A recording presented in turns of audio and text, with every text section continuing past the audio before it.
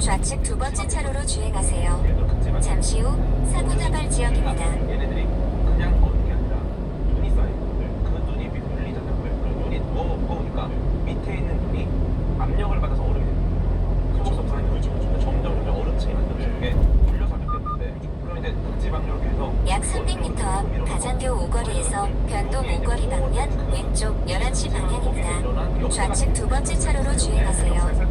얼마나 깊이 내려가냐에 따라서 잠시 후 왼쪽 11시 방향입니다. 이 방법을 사실 그거에서 굉장히 많이 썼잖아요. 거리를 타면 지형은 계속 바뀌어요. 그러니까 이집트 같은 경우도 나일강이 지금 흐르는 그 위치에서 계속 흐르지 않아요. 계속 왔다 갔다 거리거든요. 대표적으로 한강만 해도 많이 그렇죠. 예. 그래서 사실 근데 이 나일강이 흐르는 이 지형의 공간적 정황을 파악하는 게 중요해요. 왜냐면 공간적인 정황을 알아야지 뭔가 얘기할 수가 있어요. 주변 상황이 거기에 맞춰거든요.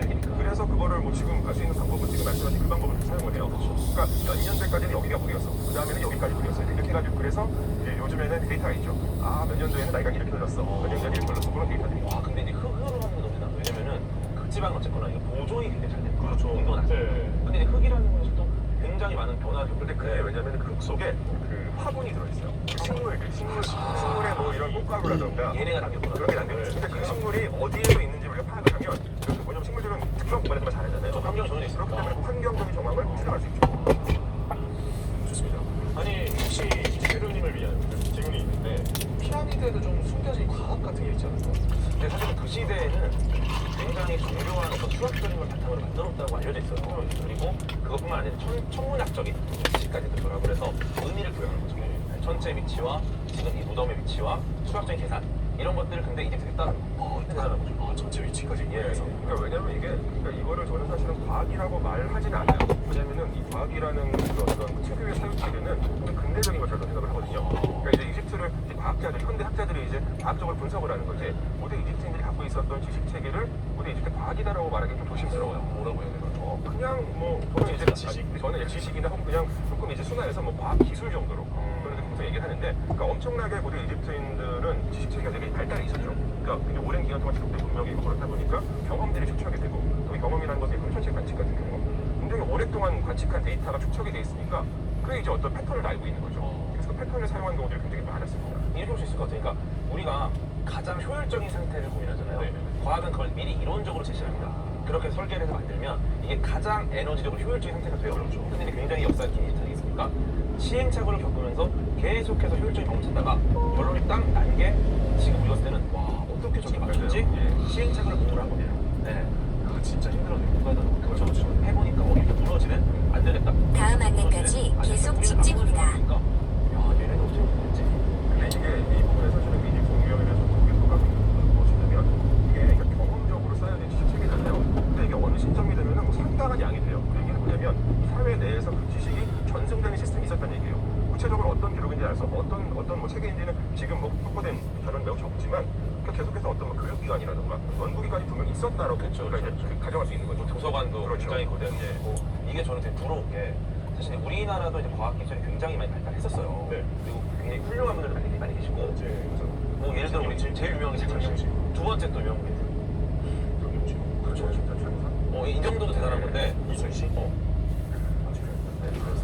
근데 그 이순신 장군 사나이는 되게 많은 또 그렇죠. 조사들이 오합시다 지금 설계를. 근데 이것들이 어떤 이론적인 백그라운드로 기록하면 되지 않고 이제 이렇게 하면 된다라는 게 그냥 지나가 버리니까 사실 이게 서양에서는 그래도 훨씬 뒤에 시작했는데 서양은 이거를 좀 이론적으로 정리해요. 체계를 만들고 법칙을 만들고 수학적으로 정리를 해요. 그러니까 이게 남아서 우리가 어떤 맥스웰 방정식을 기반으로 이걸 만들고 약 600m 앞 신호 위반 및 시속 30km 단속 구간입니다. 30km 좌선 신호 단속에 주의하십시오.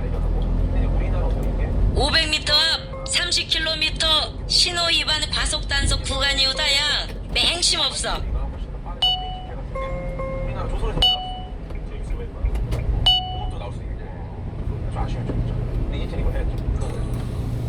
너무 유치한 질문일 수 있지만 이런 것도 궁금해요. 아니 피라미드의 그 돌덩어리 하나가 어마어마하게 크잖아요. 그렇죠. 그때 당시 어떤 기술로 그렇게 가는 거예요? 사실 그러니까 이집트 그 피라미드 주로 사용되는 석회암 같은 경우는 꽤 그래도 쉽게 잘려요. 아, 그래요? 여러 가지 게다가 이제 고대 이집트에서 그 고대 이집트 문명은 기본적으로 청동기 문명이에요. 네. 금속이 없었던 건 아니에요. 물론 이 피라미드가 지어지던 시대는 기원이 2,500년 정도이기 때문에 여기는 이 시대 때는 청동도 잘 없고요. 대부분 이제 그냥 동기를 쓰죠. 뿌리를 사용하니까. 그러니까 뭐 열심히 잘라야 되지만 암석조 좀 무는 편 아닙니까? 그래도? 석회암 그렇죠. 예, 근데 이제 문제는 석회암 말고 파강암은 사실 되게 어려워요. 그러니까. 어려워요. 근데 되게 정교하게 잘려져 있는 그 유물들이 굉장히 많이 나오거든요. 근데 이것도 열심히. 이제 나중에 학자들이 여러 가지 가설을 가지고 실험을 해봤어요. 그랬더니 어떻게 만드는지 알겠네 라는 판단이 내려져요. 저게 구리 칼날을 사용을 해도 그 연마제를 잘 쓰면 되는데 약간 뭐 석영 같은 어떤 그 모래에서 추출할 수 있는 연마제를 거기다가 넣고 거기다가 이제 기름을 좀 넣어요. 그러고서 섭질을 하면은 훨씬 더 잘 된다. 잘 되게 효율적으로 할 수 있다. 그걸 이제 발견해. 그리고 이제 이거를 그냥 되네 이 정도가 아니라 이제 과학자들도 열심히 그 연구를 해요. 그러니까 남겨져 있는 유물을 이제 효능용으로 관찰을 해서 미세훈을 다 확인을 하고 실제로 또 실험을 해서 관찰하는 거예요. 미세훈이 비슷하게 패턴이 나와요. 그러면 이럴 수 있겠다라고 이제 판단하는 거예요. 사실 지금 뭐 여기 CSI 과학수사대 아시죠? 네. 과학수사할 때 많이 쓰는 방식이죠. 근데 사실 근데 이게 저는 항상 얘기하는 건데 CSI 하시는 분들하고 과학자들이 하는 일하고 똑같아요. 맞아요. 완전히 똑같아요.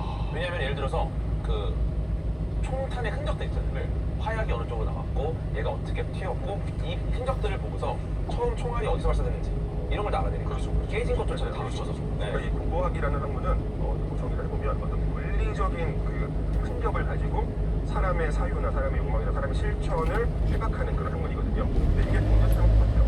가면은 물적인 흔적이 남겨져 있죠. 그 흔적들을 토대로 여기서 어떤 범죄 행각이 벌어졌을지 추정을 하는 거잖아요. 고고학자는 똑같은 일을 합니다. 실제로 그 위치에 쏘면은 똑같이 남는 거예요. 그럼 이거는 확실히 정확하게 답이 나오는 거죠. 결과를 보고 원인을 유추하니까 이 원인이 실제로 보여서 결과가 나오면 그것도 거꾸로 간다. 그래서 사실 그 수사에 참여하시는 여러 전문가들 잠시 후 과속문 신호 단속에 주의하십시오. 제가 정리를 좀 이제 하겠습니다. 이제 택시 헛설 식당 30km 신호 위반 과속 단속 구간이 오다. 정말 뭐 사후세계 평생 살 거기 때문에 사후세계 새로운 세계 사후 세계에 들어가면 시간이 무한으로 늘어나는데 그게 사실은 간단하게 이야기를 하면 피라미드가 두 종류가 있어요. 대단시 피라미드가 있고 일반 사각형 피라미드가 있는데 이 두 형태의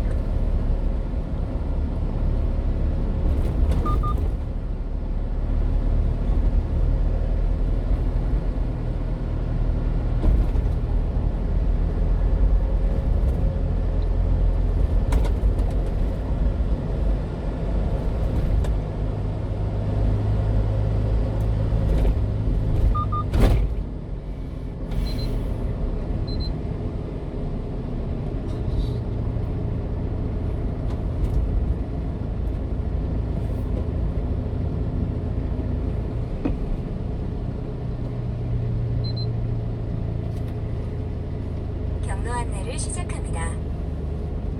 약 300m 앞 안골 내거리에서 시청 방면 우회전입니다.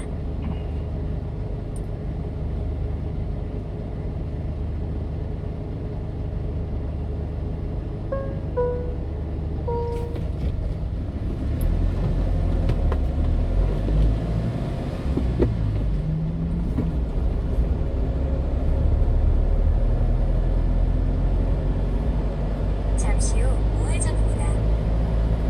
잠시 후 과속 방지턱이 있습니다.